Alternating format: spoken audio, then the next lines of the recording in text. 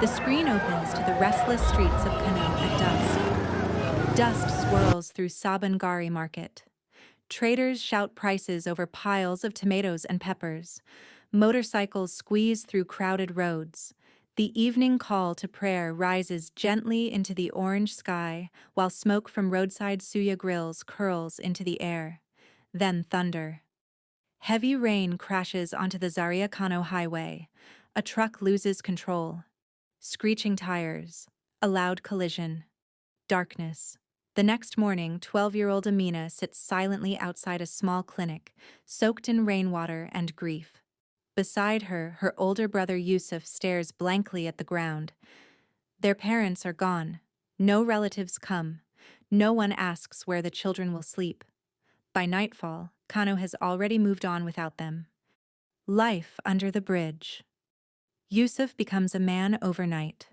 At only 15, he begins selling bottled water at traffic lights under the scorching sun. He dodges buses, insults, and impatient drivers just to earn enough money for bread.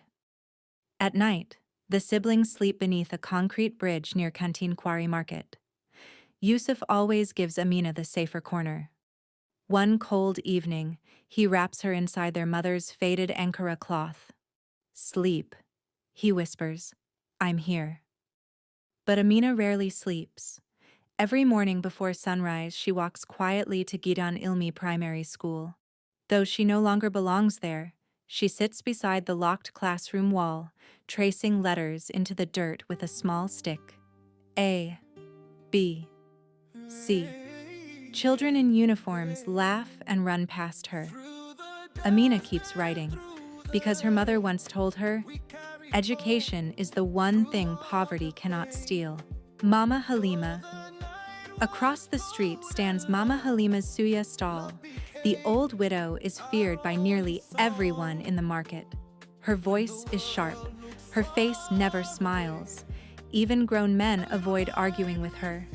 But every morning she notices the same little girl drawing letters in the dust. One afternoon she snaps, "You think staring at school walls will feed you?" Amina lowers her eyes quietly. Mama Halima tosses her a stick of suya. "Take before flies eat it." Amina smiles softly. "Na God go bless you, Mama." Instead of eating it herself, she breaks the suya in half and carries one piece back to Yusuf beneath the bridge. Mama Halima watches from afar. Something inside her shifts. The fall days become harder.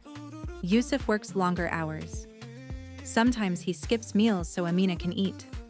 At night he coughs constantly, but hides it from her. One afternoon, under the blazing Kano heat, Yusuf suddenly collapses beside moving traffic. People gather. Nobody helps.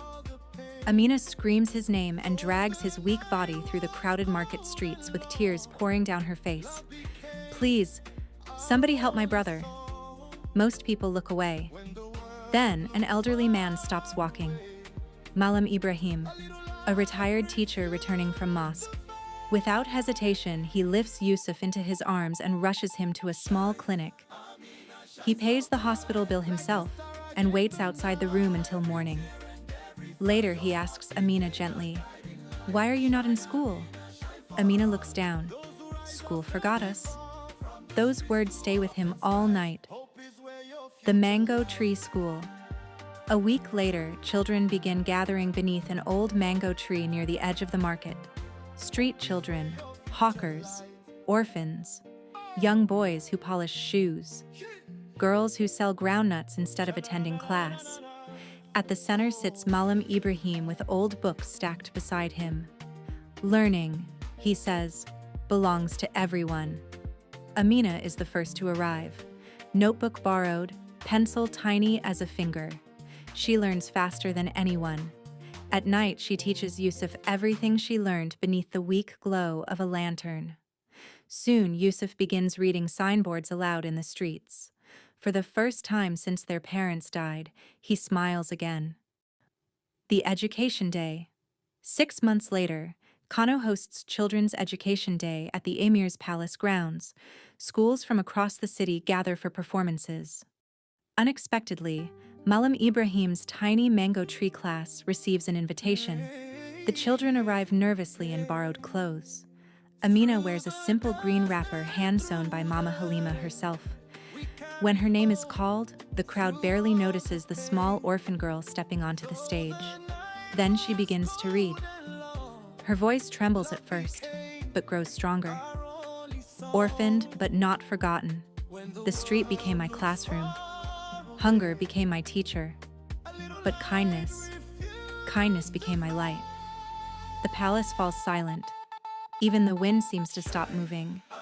Mama Halima wipes her eyes quietly with her apron. Malam Ibrahim bows his head with pride, and Yusuf, standing at the back of the crowd, cries openly for the first time since losing their parents. Then the emir's wife slowly rises to her feet. The entire audience follows. A standing ovation. She announces that Amina and Yusuf will receive full educational sponsorship through secondary school. The crowd erupts with joy.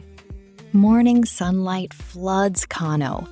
Amina walks proudly toward Gideon Ilmi Primary School, wearing a clean school uniform and carrying brand new books against her chest. Beside her walks Yusuf, now enrolled in vocational classes, holding their mother's old Ankara wrapper folded carefully beneath his arm like treasure. Across the street, Mama Halima waves from her suya stall while pretending not to cry. Under the mango tree, Malam Ibrahim closes his old Quran gently and smiles as children gather around him once more. The camera slowly pulls upward.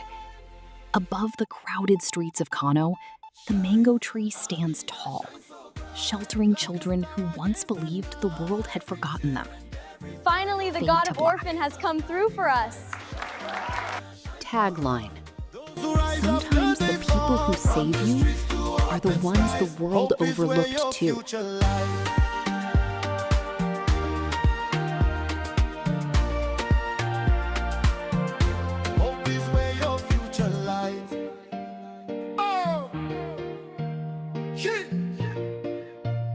Sha-na-na-na-na-na-na-na.